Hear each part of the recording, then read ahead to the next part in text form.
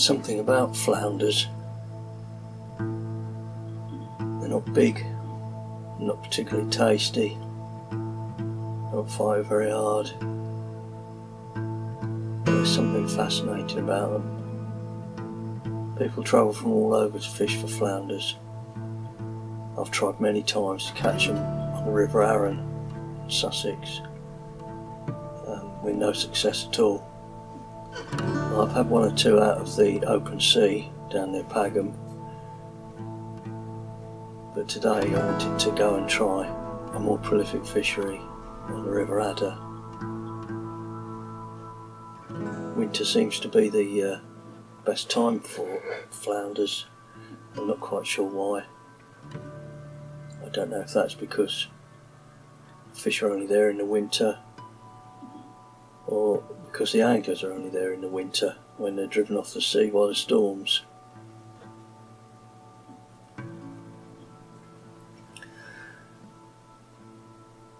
Anyway, I got up bright and early today to try and get to a new stretch, have a look at it while the tide was low, find myself a spot. Absolutely bitterly cold. Crunched my way through the grass this morning and turned my back into the wind. It's an easterly wind. Doesn't promise much, but you're not there. Got to have your bait in the water if you want to catch anything. So that's what we've done. That's what I've done. I've chosen a spot here where there's mud banks are quite visible, and at low tide the river winds its way around them. I'm hoping that even as the tide comes up and they're submerged, I'll be able to find spots where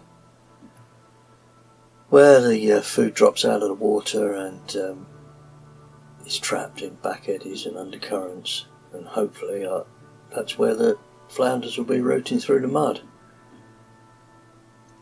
We'll see what happens.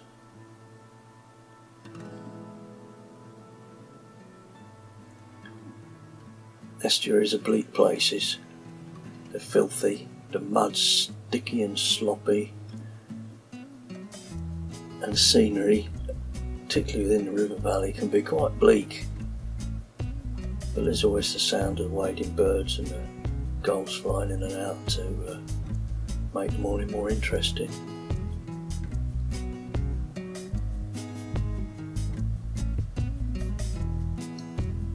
I'm fishing a running ledger on this rod, and I'm trying to clip it up onto a bait clip at the top of the rig body. It's the first time I've ever done this, and to be honest with you, it doesn't work at all. It stays on there until you get about halfway through the cast, and then it comes off the bait clip, and then you're just casting a flapping rig anyway. So I think it might just be better off perhaps with a slightly shorter snood, but just cast it as a flapping rig. I've got watch weights on today. I think of them as mud weights. They seem to work okay in the estuaries. They're not quite so clever in the sea, but because they're not so aerodynamic, here where you're not really trying to get distance, it doesn't really matter. I've found on this right hand rod to start with a lot of snags off the end of that point just underneath the tripod there. So as the morning progressed, I started fishing from the same spot but round to the left where it was nice and clear, and I didn't lose any tackle there then. I didn't catch any flounders either.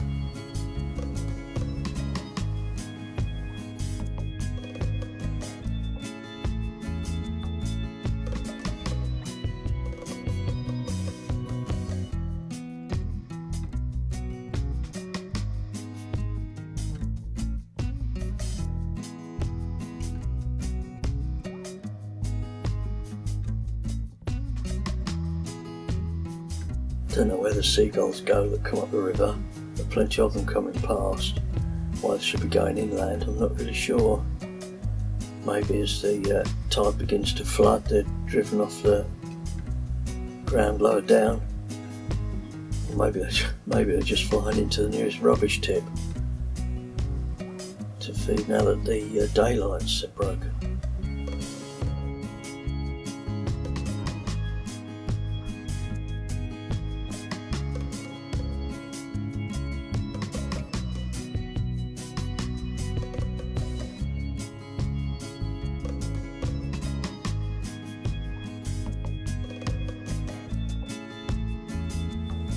No need for distance casting here. A simple overhead lob. Just make sure it's hit the bottom, not in the rests. Take up the slack.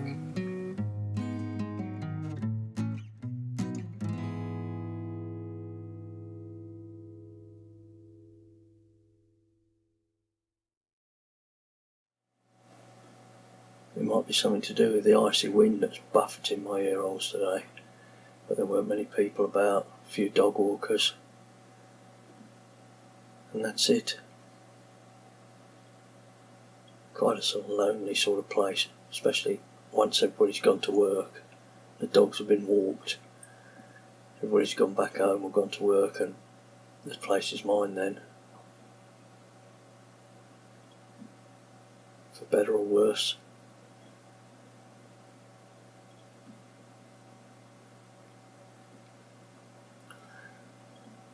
Coming from so far inland, I tend to only use frozen baits.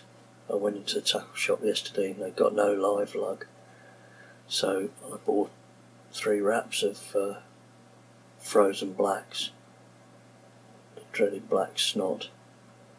I've always found it quite effective. When anything else was effective, that was effective. It's always hard to tell whether the live bait will be better, but it's the most convenient. So I'm not quite sure best way to put it on the hooks. Personally, I tend to put it on using a bait loader rather than the baiting needle, and just whip it on with cotton. It stops it falling down. I see people just threading it on the hook, but when I do that, it just all ends up in a big blob covering the hook point. So I don't know quite what I'm doing wrong there. So there might not be many people about, but the dogs can be a pain. I don't understand why people are surprised every time they run off. They must know it's going to happen. I saw this one coming from half a mile away, but they don't seem to be able to see me. Seem to be completely surprised when they come round the corner and the dog's got its head in the tackle box, trying to eat all my bait.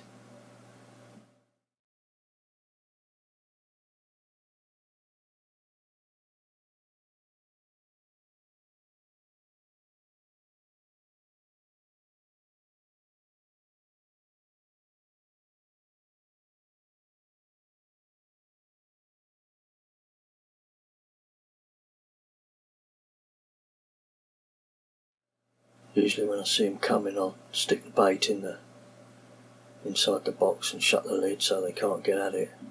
But if you happen to be messing about trying to re-tackle, re-bait, onto a tangle, and start running around in and out your legs, in and out your lines, a complete pain. Sooner or later one of them's going to get a hook in its leg, or I'm going to get it in my hand. But you know, I love dogs, and live and let live, I say. Just wish they'd leave me in peace sometimes.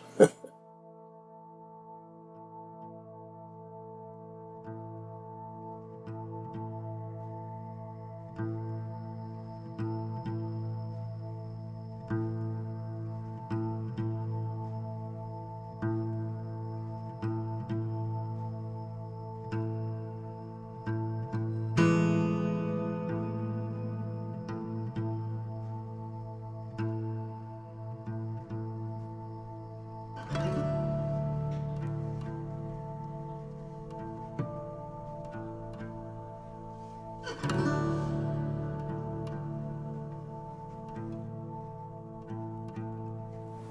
started out with a 2-hook flapper rig on the right hand rod, but when I broke off on one occasion I resorted to running ledgers on both with single hook on both, so I could put a bigger bait on, and I shortened the length of my snoods to about a foot in an effort to try and keep the bait down close to the bottom.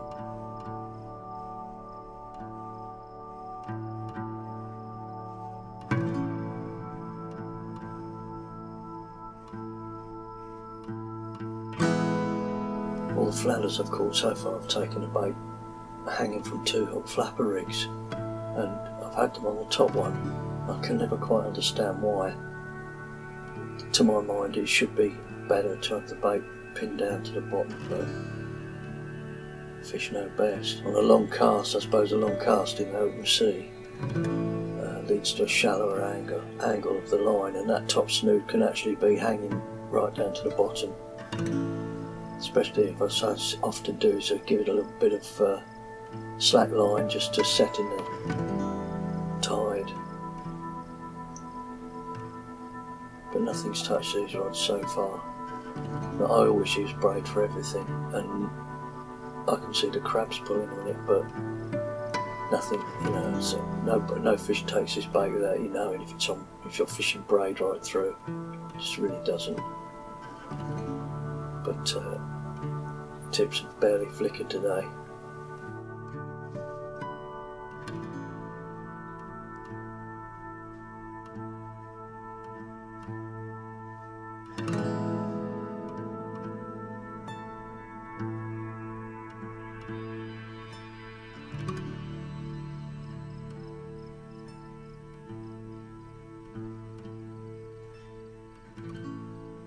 But like that might have shown some kind of indication.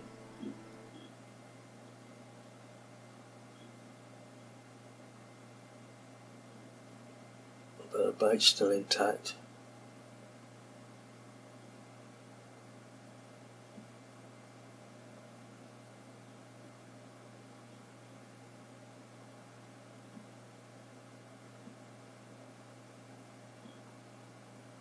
To be honest with you, rebaiting with lugworms is a horrible, smelly, shitty job.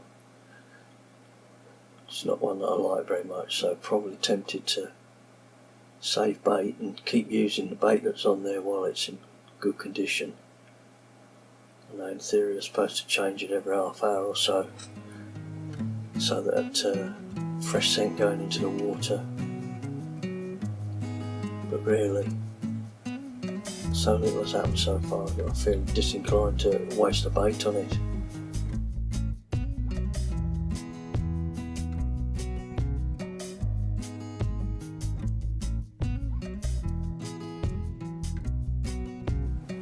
I see it's a shorter snood on this rod than I've got on the other one.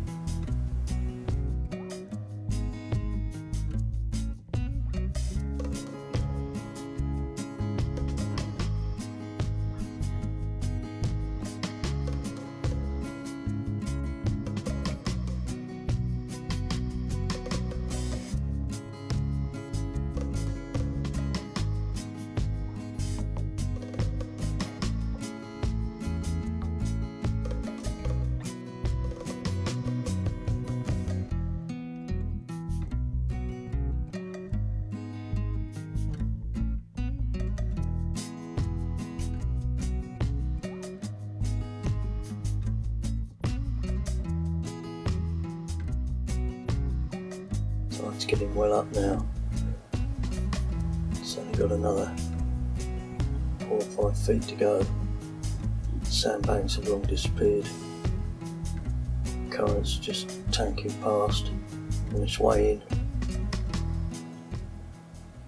seemingly bringing nothing with it.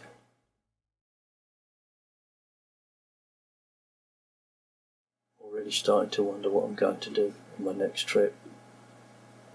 I was hoping I'd catch today and that I'd be keen to come back, but I'm not quite sure what I'll do if I don't.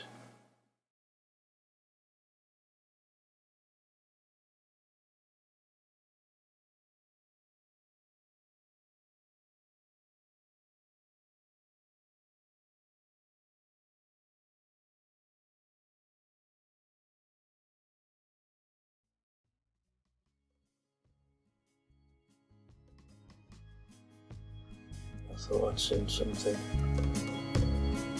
Crabs en masse. Four to the bait.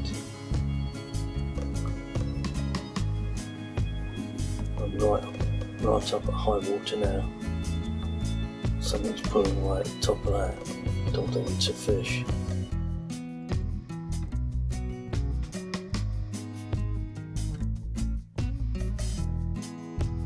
Bites tend to be more rattles, sharper, more staccato. Crabs tend to pull it down and let it go. It's just like they're backing away with the bait, and then the tension in the rod's too much for them and it pulls them back again. I might as well give it a go and see.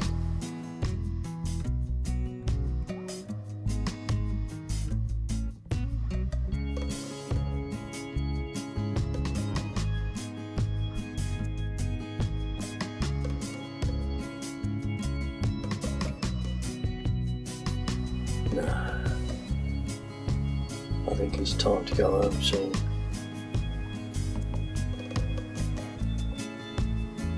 Little monkeys. I love crabs. Just wish they wouldn't keep taking the bait. And I wish the fish would take my bait off as well as these guys.